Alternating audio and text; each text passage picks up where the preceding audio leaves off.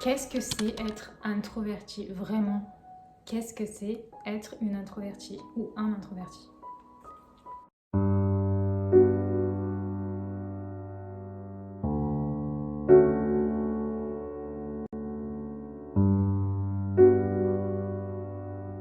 Donc la première chose, c'est que nous avons besoin de calme. C'est-à-dire qu'on aime être dans des endroits calmes. Donc évidemment, tout ce qui est foule et spectacle, c'est difficile pour nous. Même si on y est, on a vite envie de rentrer chez nous et d'être enfin au calme dans notre endroit où on connaît toutes nos choses, mais où surtout il n'y a pas de bruit. Le bruit est un problème pour nous, on a vraiment du mal avec tout ce qui est bruyant, avec des conversations interminables de gens, même je veux dire aller à un concert quand vous avez une foule, c'est très difficile. Et nous avons besoin de ça pour se ressourcer. Parce que ça nous draine énormément d'énergie que de faire face à beaucoup de gens, à la foule, à devoir parler, à devoir s'exprimer, à devoir répondre à des questions, à devoir être constamment avec les gens. Ça peut être aussi dans les transports, c'est-à-dire qu'on va essayer absolument de trouver des endroits calmes, c'est-à-dire des endroits où il y a le moins de gens pour être tranquille dans notre coin. On va veiller à ce que les gens, voilà, ils ne s'approchent pas trop de nous. On n'aime pas quand les gens s'assoient à côté de nous, donc on va privilégier les places, par exemple, tout seul dans le bus, dans les transports en commun. Donc en gros, le mieux, voilà, ça serait d'avoir une voiture ou d'être même de se faire conduire. Je pense que c'est tout le monde l'a déjà, tous les introvertis l'ont déjà vécu, mais c'est sûr que les transports en commun ou même les avions, c'est quelque chose de très difficile pour nous, c'est pas agréable du tout. Bon, je pense que c'est agréable pour personne, mais nous les introvertis, c'est vraiment très désagréable. Ensuite, la deuxième chose est qu'on aime travailler seul. Voilà, on aime tout faire seul, travailler seul, ne pas forcément avoir de collègues, ne pas avoir de chef, ne pas participer quand on est au travail à des réunions, ou alors ça va être des réunions par exemple par vidéo. Là ça va à la limite je pense, mais voilà, ou alors des représentations ou des dîners, des choses comme ça, ou par exemple les collègues qui disent tiens on va boire un coup. Donc ça pour nous c'est vraiment voilà, la situation qu'on n'aime pas du tout, qu'on évite et qu'on ne veut pas à chaque fois vivre. Donc on a besoin de travailler tout seul, d'avoir ses plans, d'avancer seul, même si évidemment on a besoin aussi des autres pour avancer, mais c'est ce qui nous caractérise beaucoup.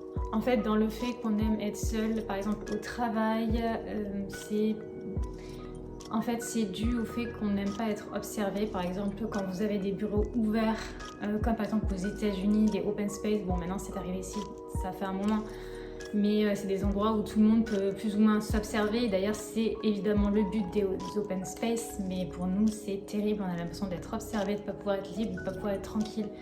Donc c'est quelque chose de difficile. Donc en effet, on préfère travailler de chez nous et seul. Ensuite, la troisième chose, c'est qu'on est très créatif. On a vraiment l'art de la création. On aime tout ce qui est artistique, on aime créer, on aime inventer, on aime innover. C'est quelque chose qui nous définit beaucoup et on aime aussi le faire dans notre coin. Ça rejoint évidemment les autres points que j'ai abordés. On aime être seul et créer nos trucs et voilà, se développer et réussir à réaliser voilà, ce qu'on veut dans la vie, mais on aime le faire seul, on aime vraiment créer quelque chose seul, même si en effet c'est pas facile puisqu'on a toujours besoin des autres pour créer quoi que ce soit ou pour faire quoi que ce soit. Mais on essaie, ou alors on essaie de faire des petits groupes, mais vraiment la foule, voilà, ça nous draine, ça nous fatigue constamment et pour nous ressourcer, on a besoin d'être chez nous. Le quatrième point, ça rejoint encore les autres points, c'est qu'on a besoin de beaucoup de temps seul. Donc ça rejoint évidemment les autres points, le fait qu'on ait besoin de beaucoup de temps tout seul, c'est-à-dire que naturellement une personne va profiter des autres gens et il va aussi besoin d'avoir du temps seul, tout le monde en a besoin, mais nous les introvertis on a besoin de énormément, doublement de temps seul pour évoluer, pour grandir, lire tout seul, écouter de la musique tout seul, faire aussi un footing tout seul et ne pas devoir passer devant plein de personnes, voilà, on aimerait être seul. Donc pour les habitations c'est la même chose, on aime malheureusement vivre éloigné des autres, plus ou moins. On pourrait pourrait dire, mais en tout cas c'est très difficile de vivre collé aux autres, d'entendre les gens, de devoir sans arrêt entendre les gens qui sont à côté. On aime vraiment être seul. En plus de ces 4 points, je pourrais dire que nous n'aimons pas parler et discuter. Nous n'avons pas l'art de la conversation, c'est pas quelque chose qu'on aime faire, on n'est pas les pros et on a du mal à tenir des longues conversations. Quand on discute avec nous pendant un moment, on finit et on lâche et ça nous prend beaucoup d'énergie, donc on a besoin de se retrouver. Donc les grosses assemblées, tout ça, voilà, c'est des choses qui nous fatiguent. Ça veut pas dire qu'on ne peut pas y aller, mais c'est quelque chose qui nous fatigue à la longue et on a besoin de rentrer chez nous, vraiment se ressourcer, et on a tendance d'ailleurs à vouloir tout le temps rester chez nous, à être casanier, tout ça. Ensuite, j'aimerais dire qu'on se sent souvent très seul quand on est introverti, notamment quand on est entouré de gens où on devrait justement ne pas se sentir seul, et c'est là où on se sent le plus seul. On se sent vraiment seul, entouré de gens qui s'amusent, bon, après ça dépend les endroits, mais on a tendance à se sentir très seul et on a tendance aussi à se confier qu'à nous-mêmes. Même les personnes proches de nous ne sauront rien de nous, c'est-à-dire que toutes nos observations, on va en fait les analyser soi-même et en parler avec soi-même, voilà, et pas forcément avec les autres. Et on est plus, en fait c'est un peu bizarre à dire, mais c'est comme si on était plus amis avec nous-mêmes qu'avec les autres. Voilà, on ne pourra jamais faire passer quelqu'un avant notre amitié, voilà, de nous-mêmes en fait. Donc ça c'est quelque chose qui en ressort et je peux l'affirmer, ça c'est sûr. Donc même si on a des meilleurs amis, même si on a des bons amis ou des personnes avec qui on est proche, on sera toujours proche, encore plus avec nous-mêmes, et on est notre meilleur ami.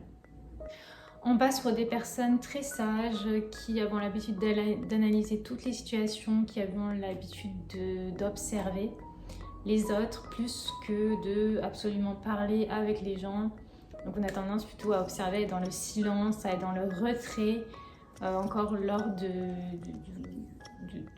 de représentation, puisqu'évidemment voilà, tout ce qui est introverti c'est un problème avec c'est un problème plus ou moins, mais avec le monde, la masse. Ensuite on va avoir tendance un peu même à trier les gens et à voir si les conversations nous plaisent, si elles sont utiles pour nous. On va avoir tendance à être attiré par des conversations qui sont très importantes, des conversations qui sont très intéressantes, plus que s'il fait beau, si vous avez été acheter tel truc en magasin, si vous avez trouvé des choses au solde. Voilà, ça va être vraiment des conversations profondes, notamment par rapport à l'histoire, par rapport au monde, par rapport au fait d'être un être humain. Donc voilà, on va avoir plutôt des sujets de prédilection